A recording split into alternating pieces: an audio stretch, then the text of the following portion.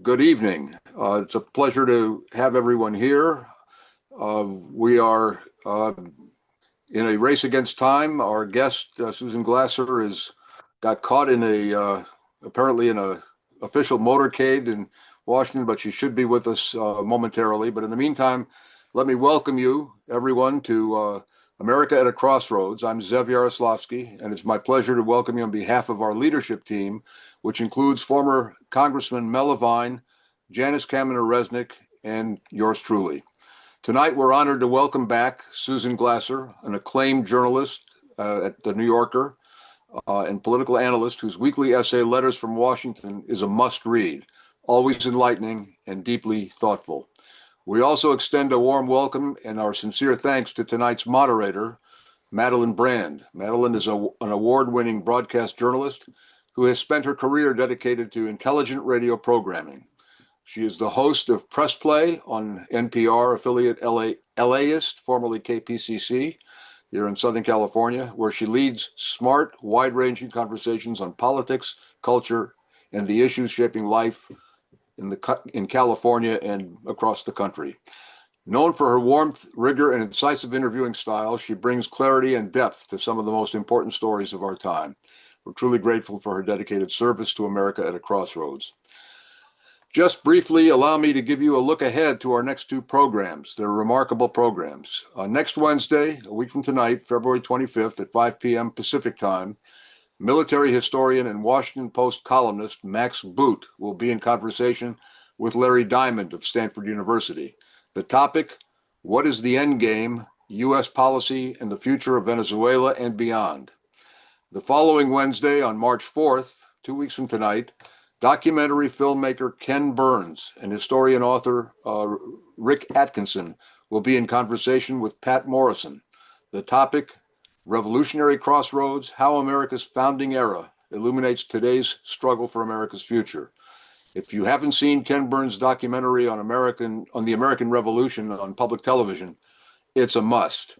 So don't miss our two upcoming programs with Max Boot and Ken Burns. They're going to be a winner. We have many great programs planned as we continue to bring you America's leading analysts addressing the most consequential issues of our time.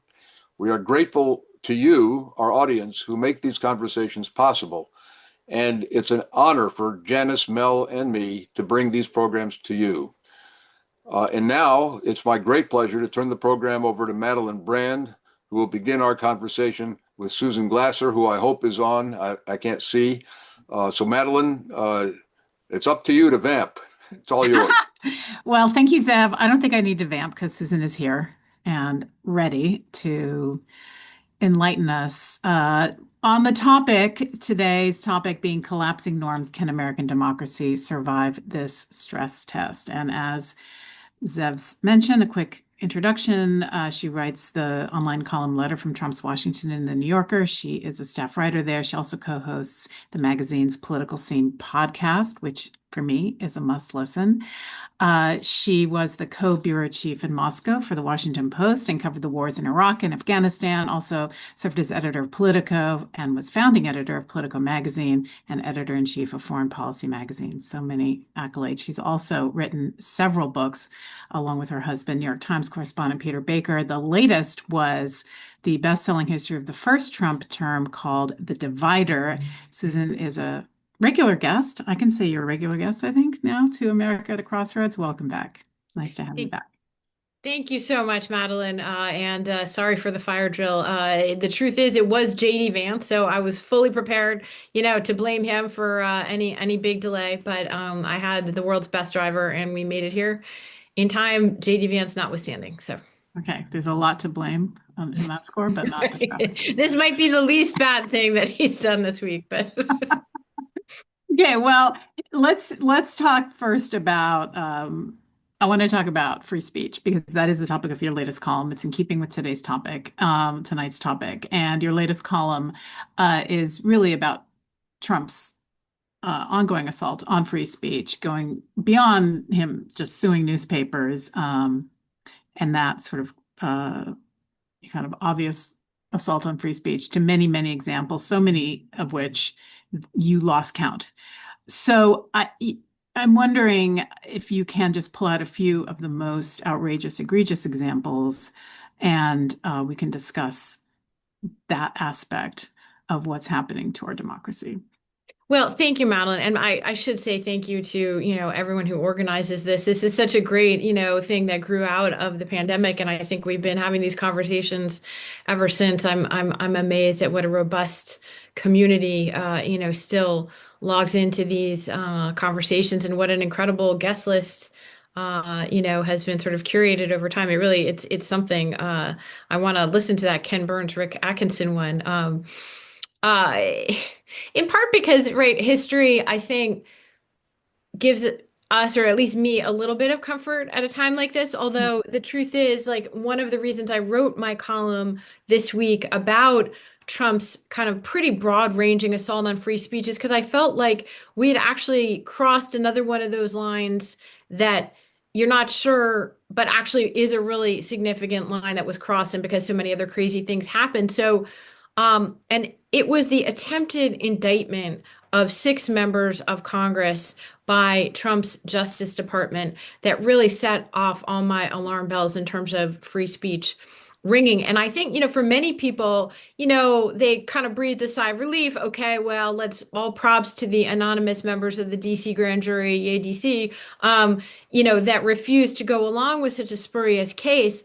But I think that the import here is that the president of the United States, for the first time since 1798, is attempting to jail members of Congress for speech that he doesn't like. And when I went back, and there's actually a list of all the members of Congress who've ever been, imprisoned, tried and convicted of things since we started the Republic. And, it's not a great list. Let's be real. There's been a lot of bribers and a lot of, extorters who served in Congress, and a lot of crooks, basically, who've gone to jail, Democrats and Republicans.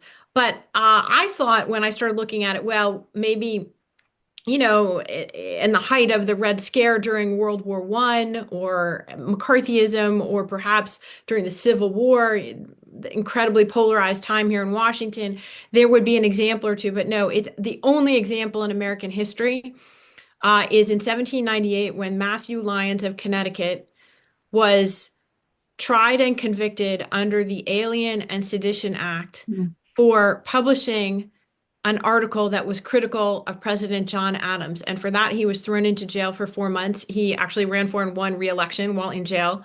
And, the Alien and Sedition Acts are widely considered to be kind of a disgraceful blemish on American history. And so that's a long-winded way of saying that, even by the standards of a lot of bad things in our history over time, Donald Trump is trying to do something that really just essentially has not happened in our history. And that is just one example of basically criminalizing dissent, criminalizing opposition. He's made it very clear that he wants to throw his political opponents in jail. And the fact that he wants to do so purely on speech grounds is even more astonishing. But it's only one front in the broader war. And I think that's why maybe people have missed it. So you mentioned the lawsuits against different news organizations. In addition to the ABC and CBS suits that resulted in settlements, Trump is currently suing the Wall Street Journal, the New York Times, and even the BBC for coverage that he didn't like. He is, in addition to that, he has thrown out from the White House press pool the Associated Press for the crime of refusing to go along with his arbitrary name change of the Gulf of Mexico to the Gulf of America. That's now the subject of a lawsuit as well. In Minnesota, I think we've had a really profound example of what the criminalization of dissent and protest looks like in sort of Trump 2.0. And in some ways, it was that, as much as the immigration crackdown itself, I think that caused such a response to the American people. Alex Preddy was killed engaging in protected First Amendment speech of filming, these federal agents. We've all seen the videos of people who were doing nothing other than expressing their opinion, literally just having the crap beat out of them, by these agents for engaging in speech. So that's another example.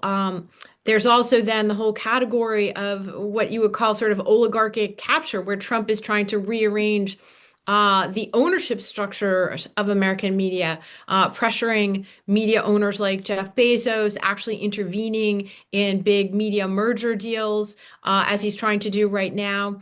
And that's what in other countries the analysts would call media capture, basically Mhm. by a leader of an unfree country. And so, you know, it's a pretty scary moment. And I think it's one that people might not appreciate because it's happening in all these different little ways.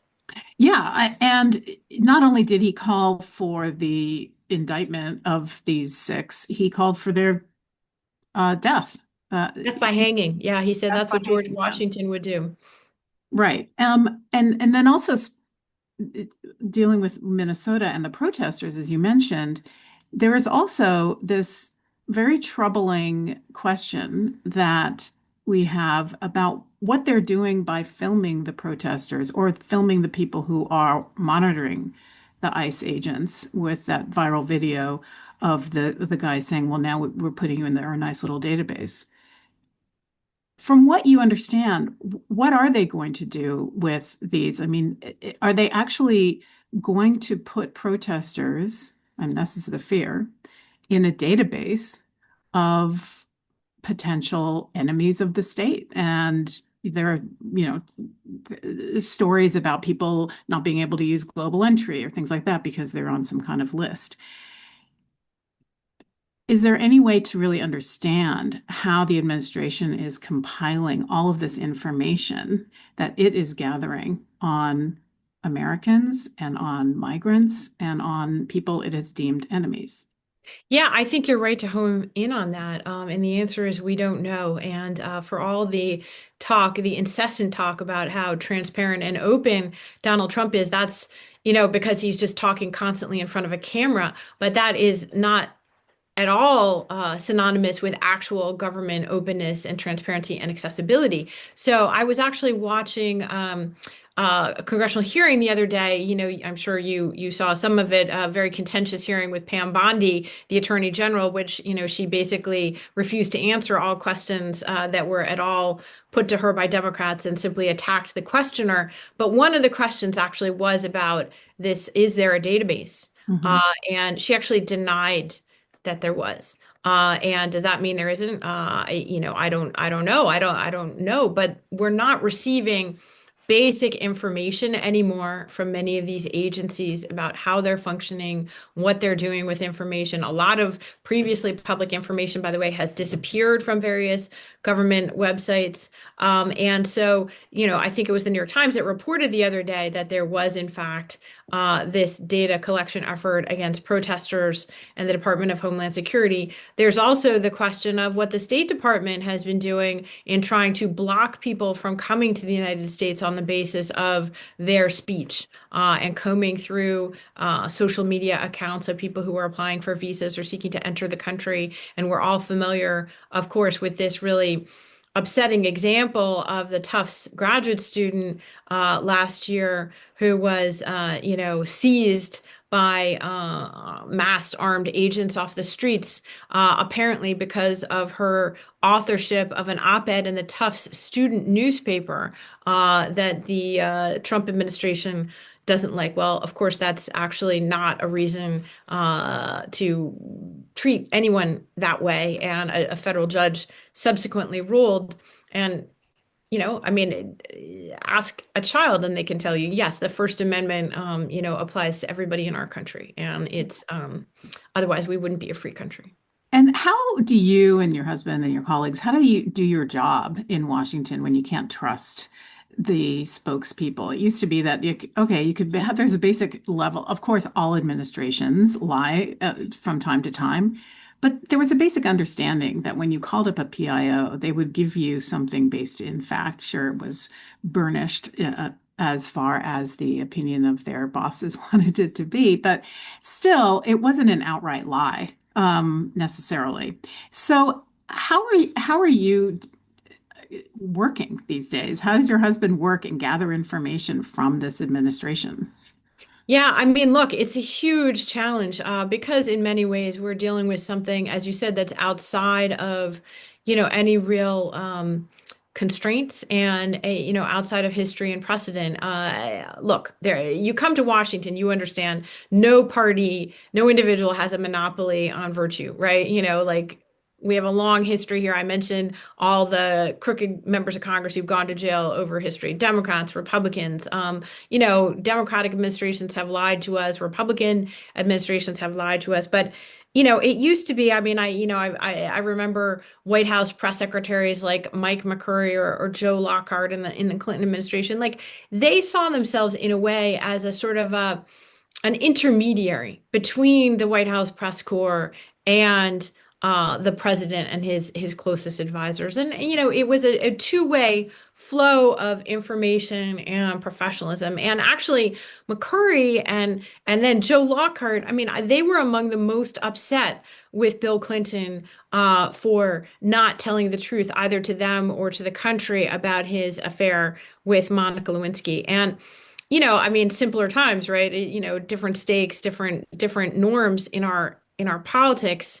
But, you know, Carolyn Levitt, her job is not to give information to the press. She's a performer who's been selected by Donald Trump to perform for the cameras and to lie on his behalf and to tell, untruths, no matter how embarrassing or shameful. Just today, I was just logging on, and I saw that, in her quote briefing today, she was talking about how everything that Donald Trump posts on his Truth Social account, comes from the president directly. And of course, you'll remember that it was just last week she was telling us that it was some unnamed but rogue staffer who, in the middle of the night, was posting on Donald Trump's Truth Social account a video of Barack and Michelle Obama as apes. So, again, her role, it's really a misnomer to call it a press secretary anymore. But it speaks to a broader culture of lies and misinformation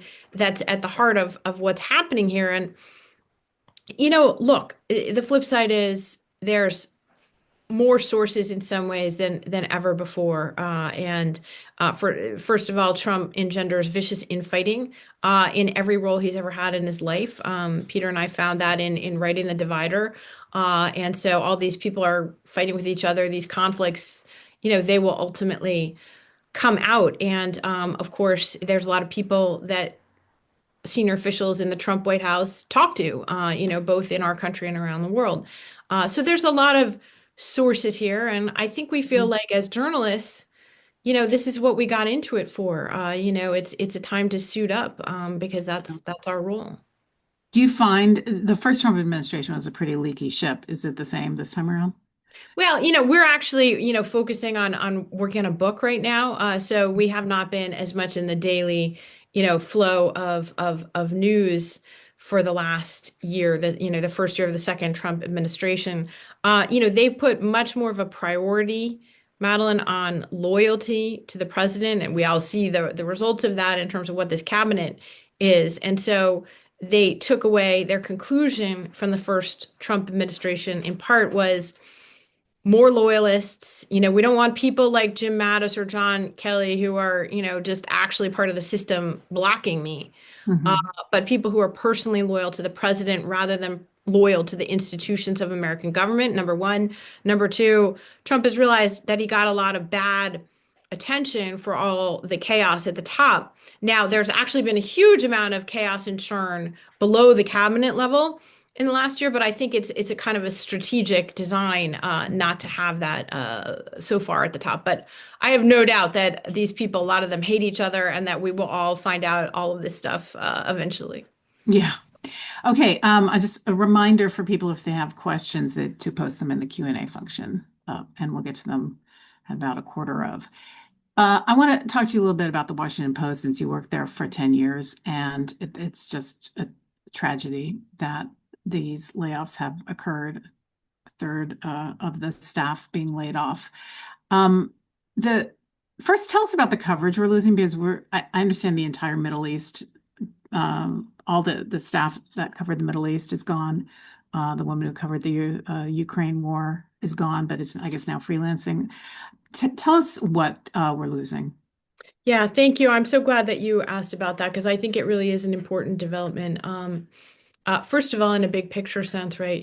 I think part of our crisis in our democracy is a crisis of our journalism. And if Mhm. you look at a lot of states and cities around the country, they've already been experiencing what, unfortunately, now the Washington Post under Jeff Bezos is experiencing, which is, either going out of business entirely or, being gutted so that they're no longer able to provide that accountability reporting that is at the heart of a functioning government. And so I think that's part of what we've been seeing around the country already over the last 15 years that has, produced this kind of more nationalized politics and, more of a crisis and a different kind of people going into our politics. Here in Washington, well, it's not just, first of all, it's the sports section, and I can tell you a lot of, people, including my husband, are totally in mourning for that. But I think it's important things that strike both at the heart of us as local citizens and also nationally. You mentioned the foreign coverage being gutted. I the foreign editor who actually quit in protest rather than carry out these cuts when he found out just how extensive they were going to be. He was our successor, actually, as the Moscow bureau chief of the Washington Post, a wonderful person with great integrity, a great journalist named Peter Finn.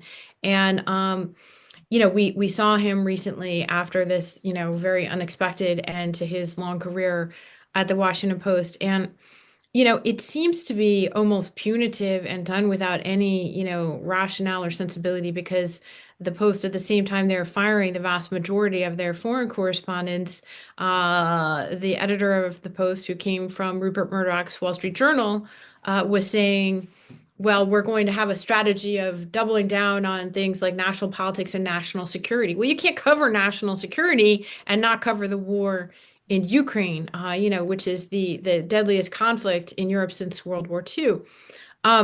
So, it doesn't even make sense on the basis of their own stated excuse. And to the point about what we're losing, my husband and I are working right now on a book that is a history of Vladimir Putin and the 5 American presidents from Bill Clinton to Donald Trump who've dealt with him. I'll tell you, going back and researching the early years of Putin, you know, because the Russian language press was, pretty compromised and owned by different oligarchs and not authoritative in the way that we're used to, if we didn't have that coverage from then of the New York Times, the Washington Post, basically the Financial Times, and the Guardian, that's the historical record of Yeah. some very important events. And we are going to lose the historical record. It's not enough for a country the size and power of the United States to have only the New York Times covering the world. That's crazy. So that's first of all. As far as the metro section, my husband spent the first, more than a decade of his career working for the metro section of the Washington Post. Imagine the fact that Washington, D.C. metro area is millions of people. We're not going Mhm. to have any newspaper there. We're not going to have anybody in Richmond and in Annapolis holding the politicians' feet to the fire. We're not going to be covering, DC politics. We're not going to be covering, the millions and billions of dollars that are being spent in this area. When, the DC is having this terrible sewage spill in our Anacostia River right now. Who's going to cover that in the future and tell us how it happened and why and what's being done with our taxpayer dollars? And I know this is a crisis that's hit so many other communities around the country already. But to think that in the capital of the United States, a paper owned by one of the wealthiest men in the world, who is busy on his $500 million yacht. I mean, it's grotesque, honestly. And of course, he's been asked to sell the paper and he refuses. So he seems to want to ruin it on purpose, as if it's a trophy for Donald Trump. Do you think that's the reason that he's interested in currying favor with Donald Trump for his blue origin, for whatever else with I don't think it's Epstein? a speculative thing. I think he is currying favor Yeah, with but Donald that's Trump, the reason. unfortunately. Yeah, sadly. And, I mean, look, Jeff Bezos's Amazon just paid $40 million, $28 million of which goes directly into the pocket of the First Lady of the United States Mhm. for her self-promotional, quote unquote, documentary. I mean, there's a word for this. And if we were talking about another country, we wouldn't be hesitating to say what the word for this is. This is corruption. This is handing a $28 million bribe into the first family of the United States.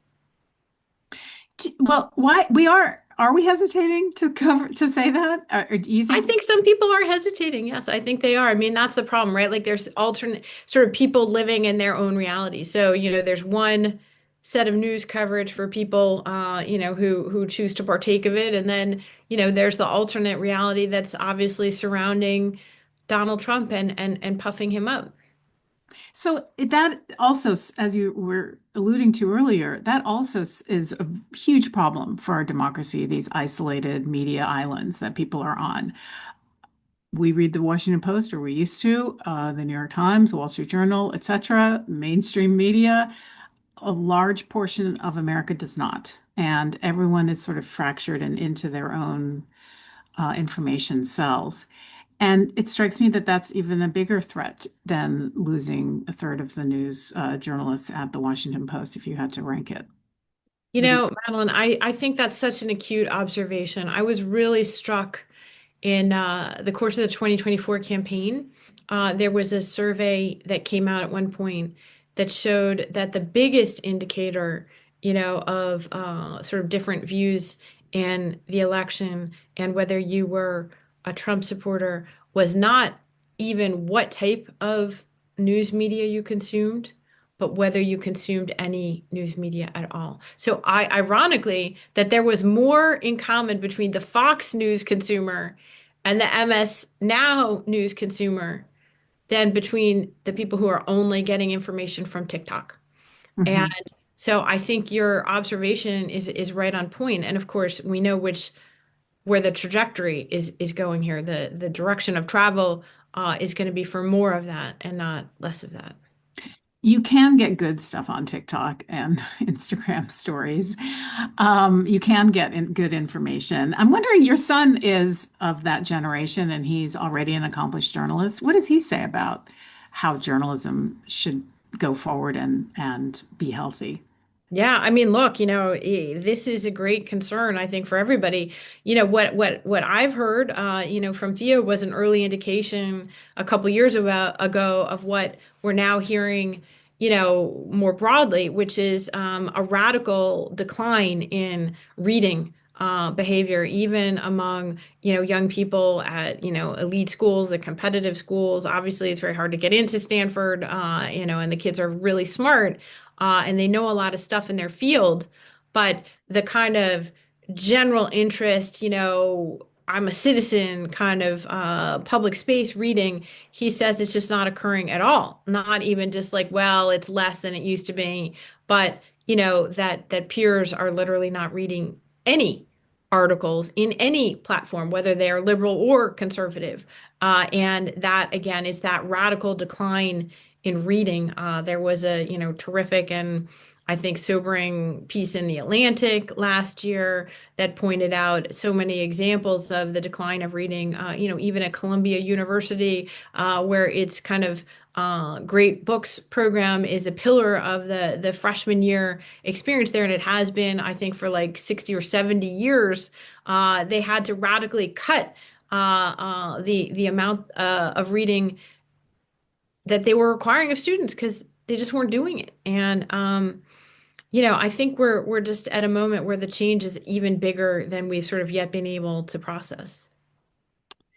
Okay, let's talk about elections. It's another hot topic. Trump has said he wants to nationalize elections in 15 so-called crooked states. He did not elaborate. Steve Bannon calling for ICE to surround polling sites. As we mentioned, Pam Bondi asking for voting rolls in Minnesota in order as an exchange to pull back ICE. There was that situation in Georgia where they seized 2020 ballots. The Save America Act is happening, which is something that passed the House, and it would require stricter voting requirements. You had to show a valid passport or birth certificate, a driver's license if you don't have a driver's license.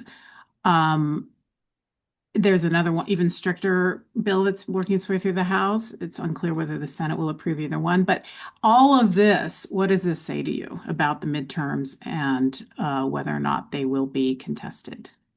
Yeah, I mean, I think that's already happening, right? It's amazing if you look at how much Trump, even this early in an election year, has already become almost obsessively focused on preemptively undermining people's confidence in the outcome of the election. So that kind of election interference, I would say, is already occurring. Now, we all know Donald Trump, he's never participated in any election that he's considered to be fair, even the ones that he won.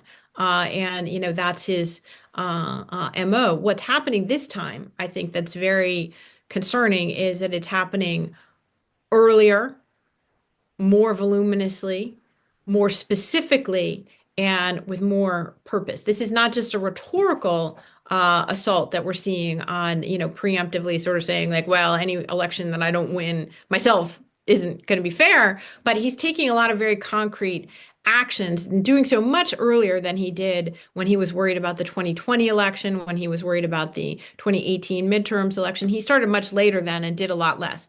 This time, you mentioned some of the things that he's doing, but essentially, he said from the day that he came back into office, he was trying to change, first of all, the literal map, the literal playing field on which the elections were to take place. And it was he personally who initiated this unprecedented round of mid-season redistricting in Republican states. That's never happened before. And that was a direct result of presidential interference, number one. So he's trying to rewrite the map. He's trying to rewrite the history. So you had this amazing raid on the Fulton County, Georgia election office to seize the ballots from 2020. That's not just about proving him right in his false claims about the 2020 election, but it's also, I think, a kind of a sort of a template for what we could imagine them trying to do in the 2026 election, which is to do what he couldn't do in 2020, to stop the counting in contested places before results are declared and winners are certified. I think that's the takeaway that he has about 2020, was not that he shouldn't have done what he did in January 6th, but actually that he should have been more aggressive.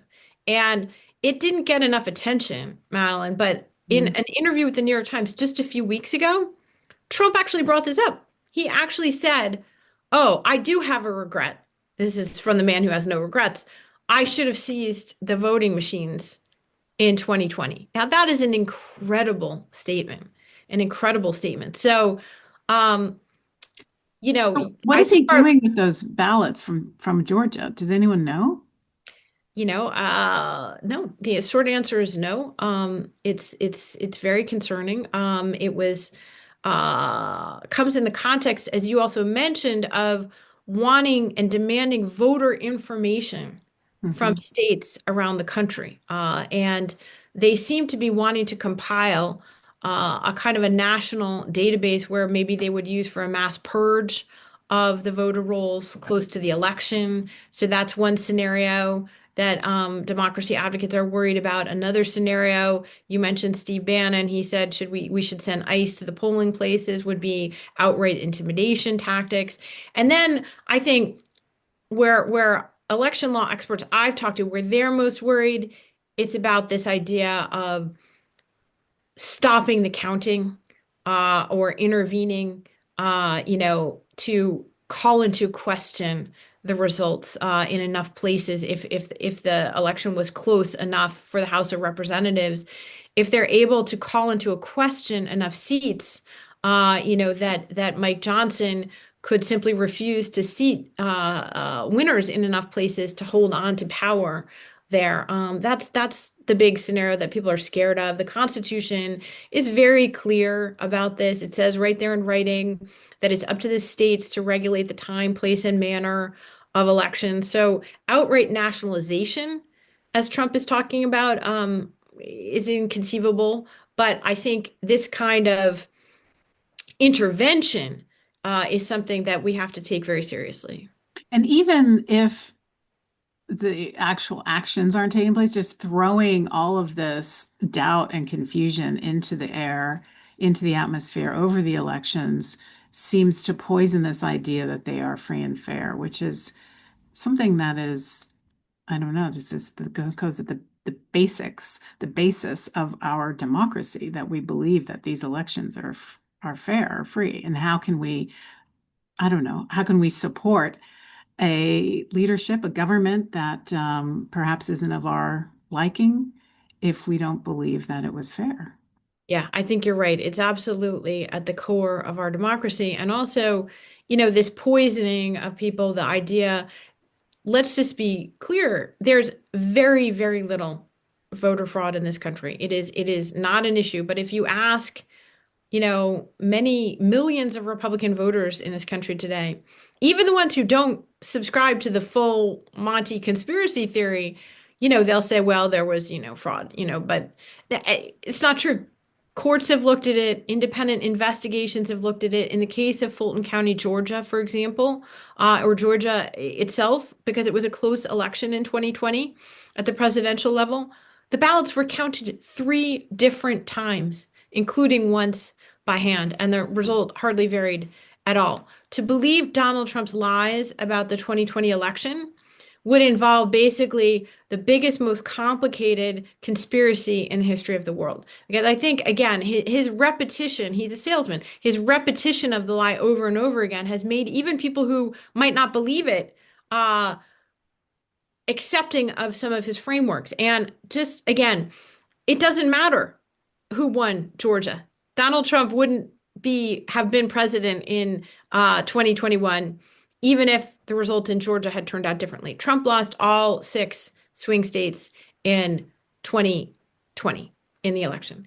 The idea that tens and hundreds of thousands of votes in 6 different places across the United States, that voting machine companies and Venezuela and Italy were all involved in this crazy conspiracy. This is literally absurdity. And yet millions of Republicans tell pollsters that they believe that Donald Trump actually won the 2020 election. So again, I just go on about that because it's extraordinary that he has been able to sell so many people on a lie that doesn't even have a shred of truth to it. What would he do with a situation where there was a really close election, where there was a shred of truth to it?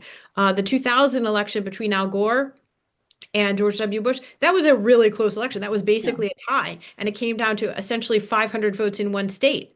2020 wasn't anything like that, and he still got millions of people to believe that he won an election he lost. So I'm pretty scared about 2026.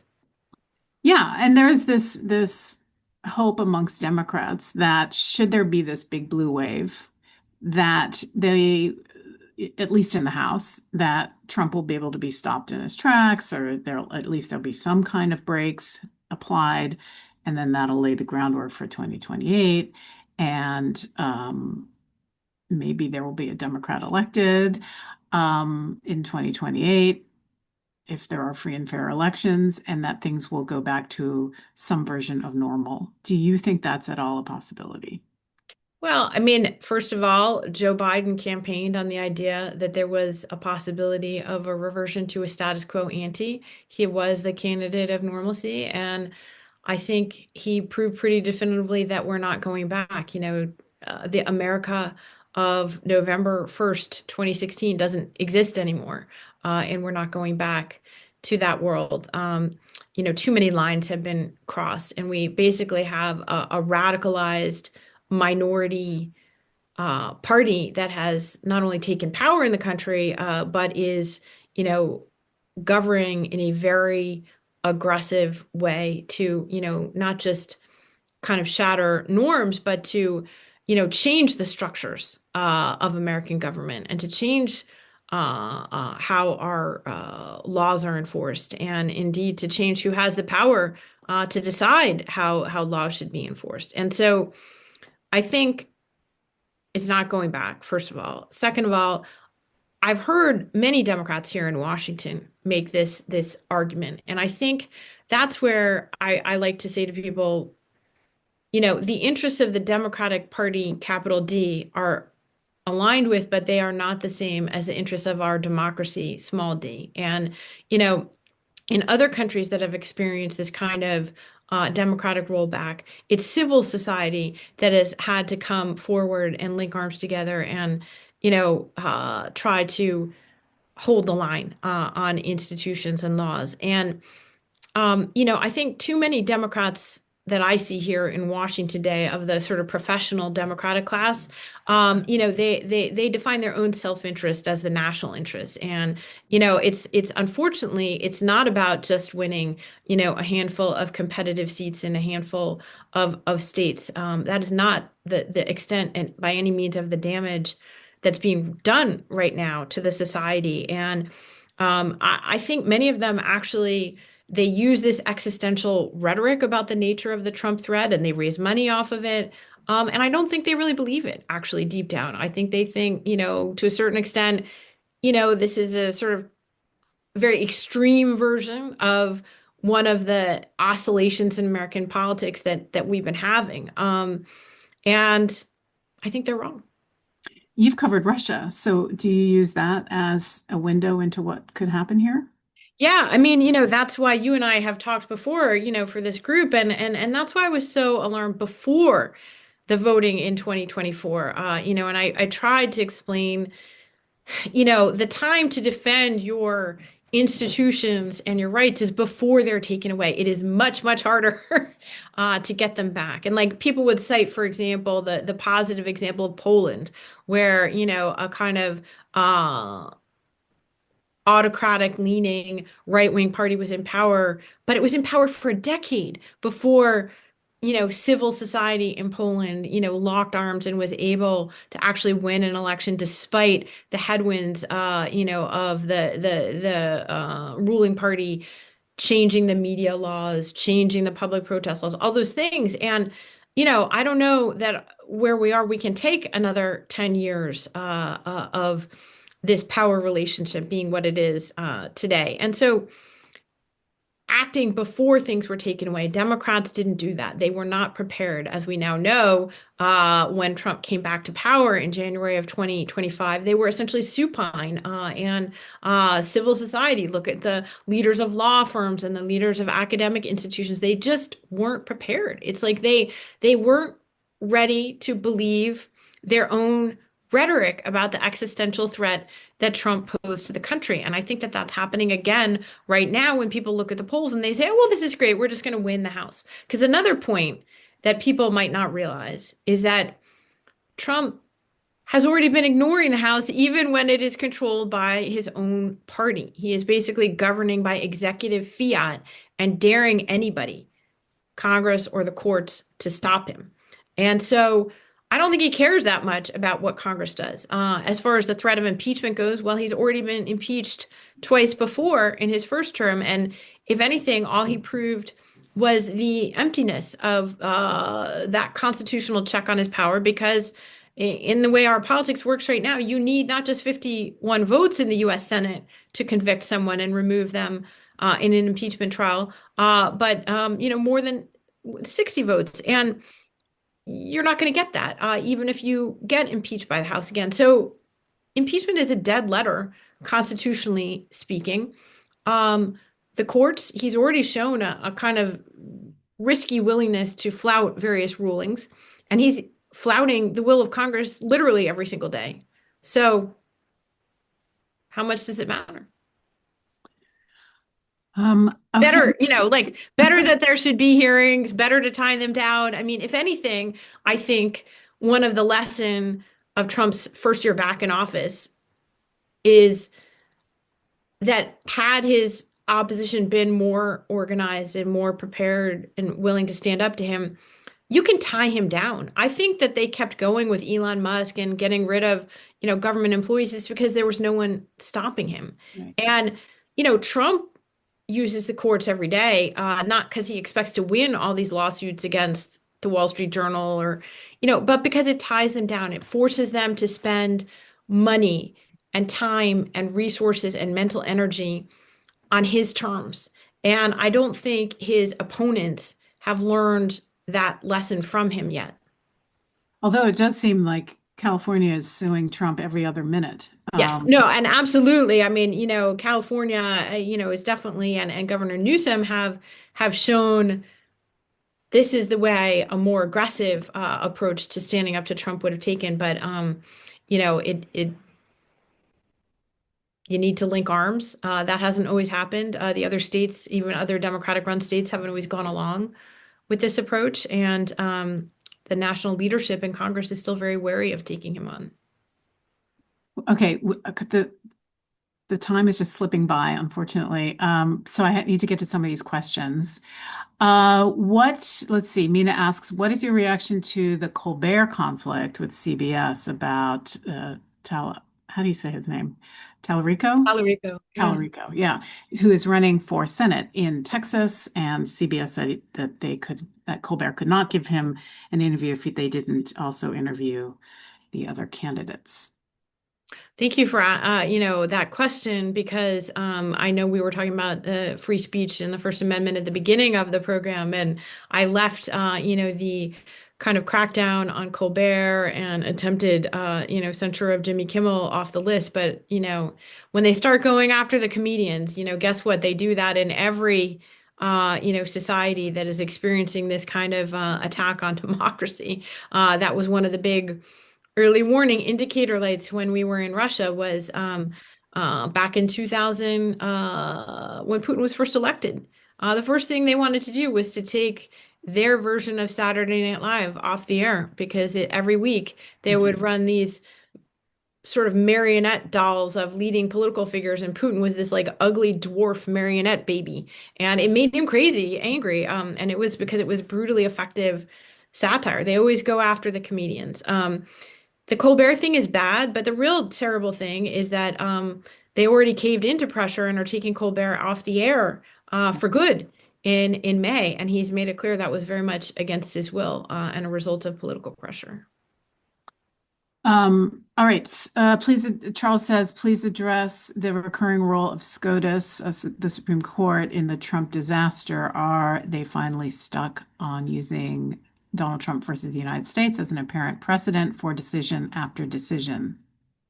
Great question. I agree with, I think what's the premise of the questioner, that decision in 2024 in the immunity case, presidential immunity case, was sort of the precursor event of the second Trump presidency. And the Supreme Court basically not only enabled Trump to, sort of run free and clear of any legal entanglements, but essentially said that he could govern as a king, as far as Donald Trump looks at that, and since we haven't had any follow-up rulings from the Supreme Court clarifying what they meant in this decision, for now, it's Trump's interpretation of it, which is governing us, which is that, oh, gee, the Supreme Court said I was a king. Great, I'm going to be a king.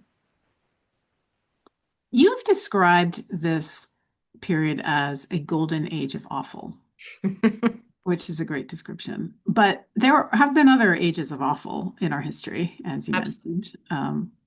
Civil War, for example, the Great Depression, Jim Crow, the Vietnam War era.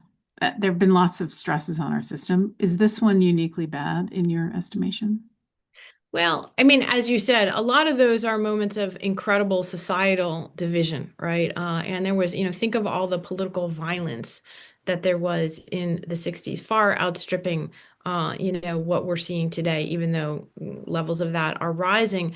I would say the difference here is in the persona of the president himself. That is something that is much more outside of our history.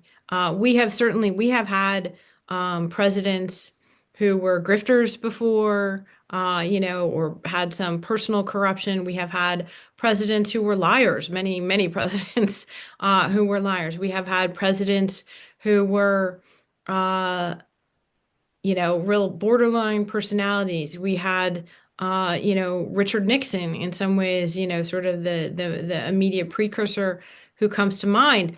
What we haven't had is a president who combined all those things in one. And I think, that's where Trump has many of the pathologies of our worst presidents all, kind of in this one unique form for, kind of seemingly created for the social media era. And so that I think is something that's really unusual, to go back to our conversation at the beginning about, a president trying to throw members of Congress in jail because they said stuff he didn't like. Yeah. And he has this unique way of making everything about him. The attention that we spend on Donald Trump is unprecedented. The fact that he is center in all of our heads all day long, every single day, is something extraordinary. And I mean, I've never experienced that. Is that something out of the playbook of autocratic leaders in other countries? Or, yes, and even some very extreme ones. I mean, for example, China right now is a very autocratic, unfree country, and yet Trump is a much more, cult of personality type leader in some ways, even than she is. I'm glad you brought this up though, because it's this element of megalomania, the cult of personality, putting his name on buildings. Donald Trump is putting his name on the Kennedy Center. He's putting his name on the U.S. Institute of Peace after first closing it down. He's trying to put his name on an entire class of naval destroyers.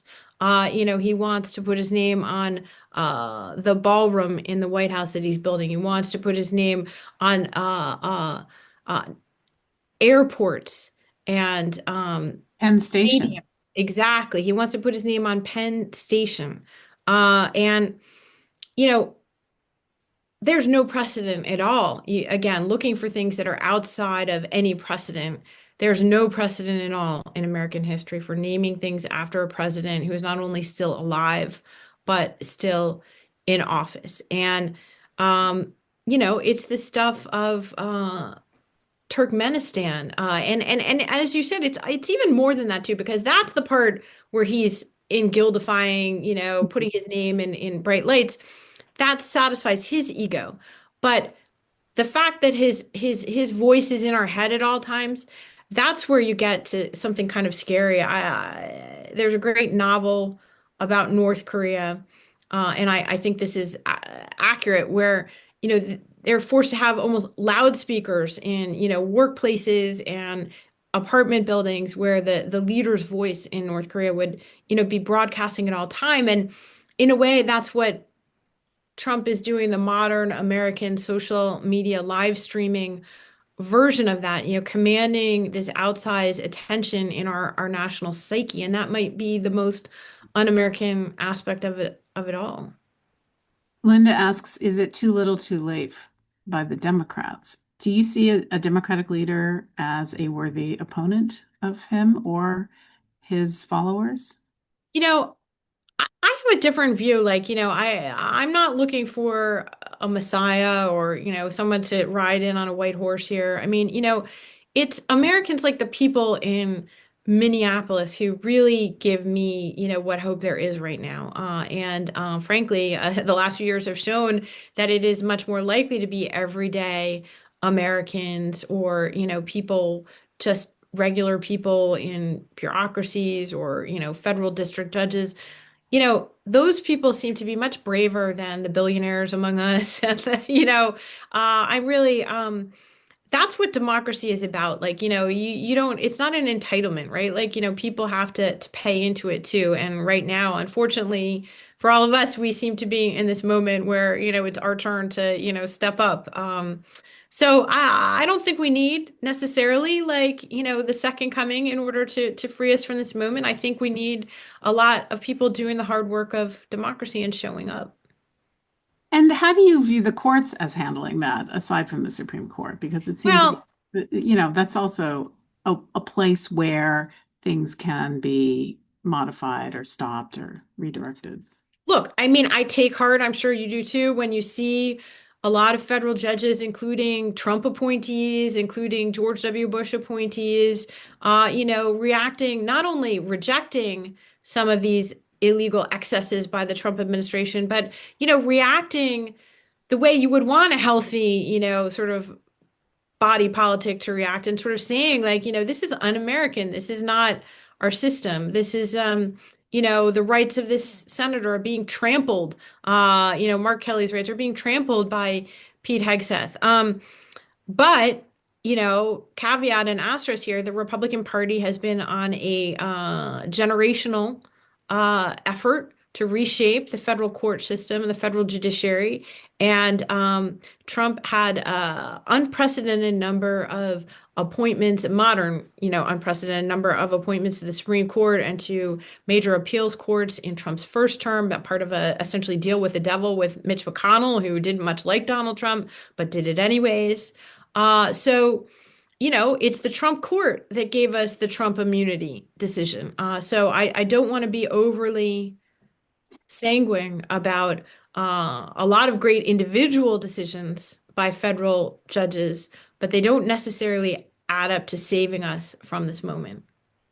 So Carol asks, what are 3 things that you would recommend that we everyday people do? It's funny that I feel like every conversation it comes back to that because part of this is so disempowering for Americans, right? It's to have this voice in your head and not to be feeling like you can do anything about it. And frankly, in a way, that's why I started writing this column for the New Yorker. It's why Peter and I wrote the book about Trump. I'm a journalist. What can I do? I can, report and write and document and, bear witness to this moment. So everybody has a different role to play in this, but fear is contagious, but so is courage. And, I really, it's hard to think about that, right? Because we've all been so lucky in many ways, right, to live in this, great and free country and took it for granted. But it's the fear thing in Washington that has been so shocking to me, I would say, and people have to get over that. It's just not the moment for that. So whatever it means to step up and outside of that, I think is what people have to do. Yeah. And in that sense, when you see what happened in Minnesota, that does provide some energy, right? To some thoughts that people can not just accept what's happening in terms of autocratic actions and actually make a difference. And they did make a difference in Minnesota. Absolutely. They did. They drove ICE out of there. They did. At a very great cost, however. Yeah, exactly. That's right. That's exactly right. All right. Well, we're finally out of time, unfortunately, but thank you so much for coming back to America at Crossroads. It's always great to hear your wisdom and your experience. And thank you very, very much. And I look forward to reading your next column and hearing you next on the podcast. Well, thank you so much, Madeline, and thank you to everybody for sharing their time with us. I mean, I'm really grateful that this community has come together and stayed together for so long. Yeah, me too. It's really amazing. So, community, join us next week when military historian and Washington Post columnist, yes, he's still with the Washington Post, Max Boot, will be in conversation with Larry Diamond about the future of Venezuela. And I will see you again sometime in the not too distant future. Thank you and have a wonderful night.